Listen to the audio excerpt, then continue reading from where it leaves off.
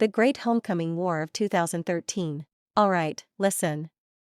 High school girl drama is like a bad reality show, ridiculous, overdramatic, and way too entertaining for its own good.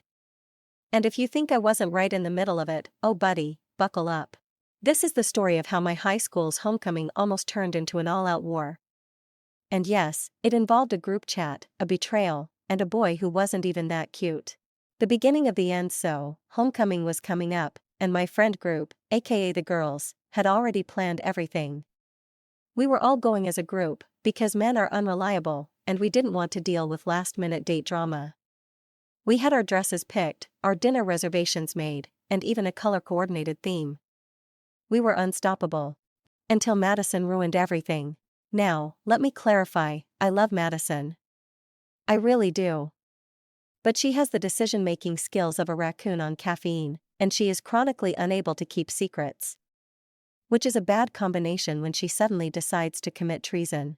The betrayal. 2 weeks before homecoming, Madison starts acting weird.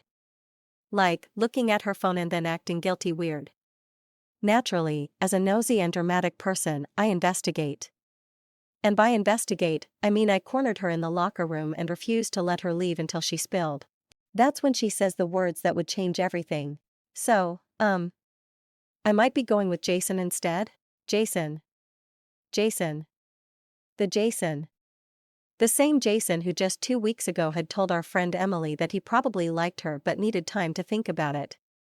Jason, who fully knew Emily had been waiting for a response. Jason, who was now apparently Madison's date to homecoming. The group chat exploded. Emily was, understandably, furious. The messages were coming in so fast that my phone almost combusted. The general consensus was that Madison had betrayed the sacred girl code and must face consequences. And what was Madison doing during all of this? She sent one single message. I'm so sorry. But I really like him. Oh, Madison. Sweet, foolish Madison. The war begins now. Here's where things get messy. Normally, we would just be mad at Madison for a few days, complain about her at lunch, and then move on with our lives. But no. Not this time. Because Emily, in a moment of absolute villain origin story energy, made a plan. And the plan? It was brutal. Step 1, convince the entire group to ghost Madison. Not full exile, but just enough to make her feel left out. Step 2, secretly invite Jason's ex-girlfriend, Haley, to join our homecoming group instead. Step 3, watch Madison panic. Listen, I didn't love the plan, but also, it was kind of genius. Madison versus the pettiest people alive. The next day, Madison came to lunch, and we all did exactly what Emily had planned. We didn't ignore her, but we also didn't really talk to her. Every time she spoke, the conversation just moved on. You could see the stress on her face. Then, the real kicker, Haley showed up. The way Madison's soul left her body when she saw Haley in our group. Iconic. The tension was delicious. And then? Madison snapped. Oh my gosh, why is Haley here? She finally blurted out. And Haley, cool as a cucumber, just went, oh, I just thought it'd be fun to go with the girls. Madison's eye twitched. Emily sipped her Diet Coke like a villain in a soap opera. And then Madison said something so unhinged, so completely uncalled for, that it will forever be remembered in our school's history. She looked at Haley dead in the eyes and said, "At least I'm not the one who got cheated on." Screaming. It was like someone had set off a nuclear bomb in the cafeteria. Everyone gasped. Someone dropped their sandwich. Emily's jaw hit the floor. And Haley? Oh, Haley just smiled like a Disney villain. Oh, honey, she said, you should really check Jason's Snapchat before you say stuff like that. Madison's face went pale. The fallout. That's when Madison, frantically, pulled out her phone. She started scrolling, eyes darting back and forth, until suddenly she just froze. Then she slammed her phone down, stood up, and stormed out of the cafeteria. So naturally, we had to see what was on Jason's Snapchat. And when we did, oh buddy. It was a picture of Jason, at the mall, holding hands with some random girl from another school. Madison got played. At that moment, we all realized the truth. Jason was the true villain here. Emily? A tragic heroine. Haley? A queen of revenge. Madison? A victim of her own bad decisions. Homecoming night?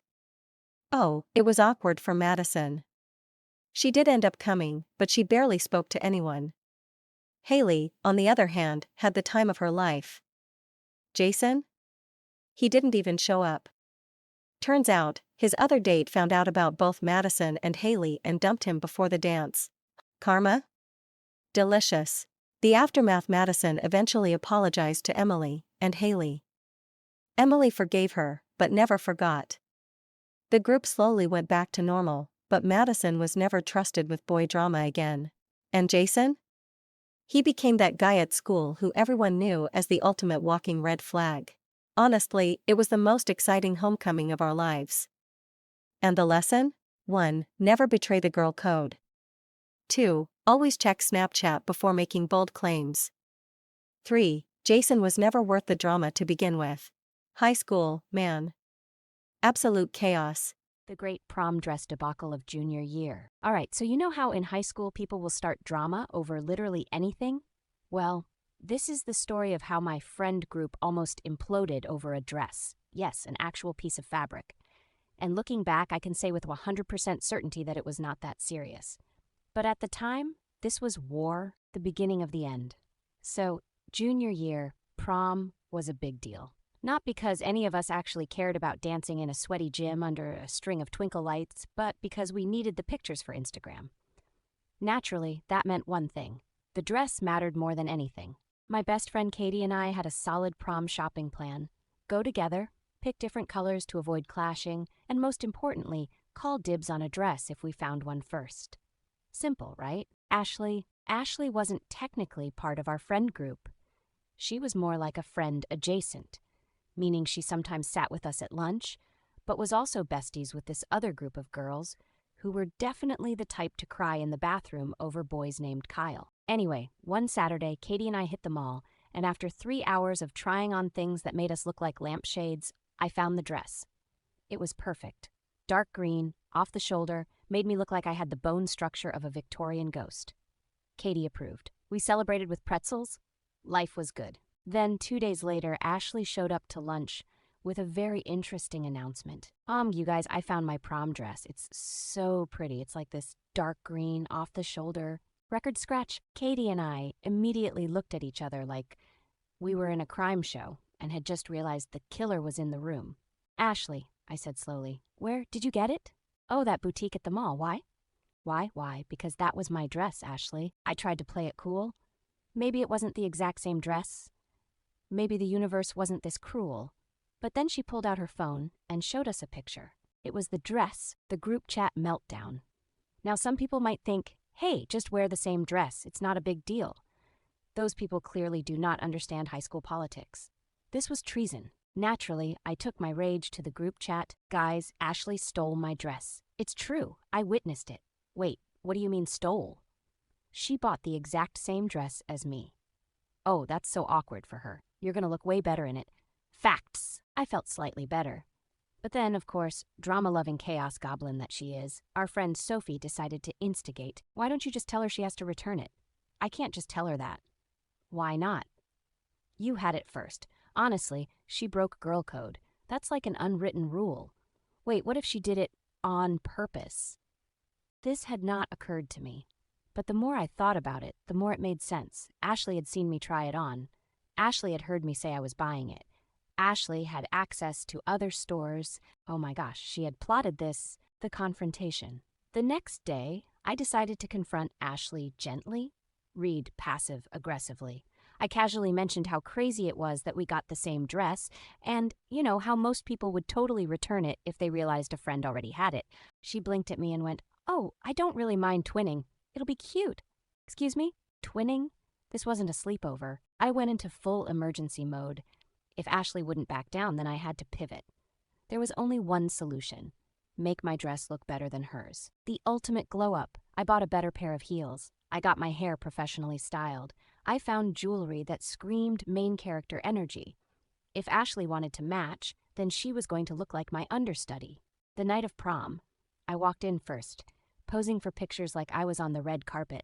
And when Ashley finally arrived, she had styled it exactly the same way I had planned to originally. Same hair, same neutral makeup, same everything. But because I had elevated my look, she ended up looking like the knockoff version of me. It was glorious. The aftermath prom itself was fine, except for Kyle crying in the bathroom, shockingly not over Ashley. But the next day, Ashley never posted a single picture of her dress. Not one.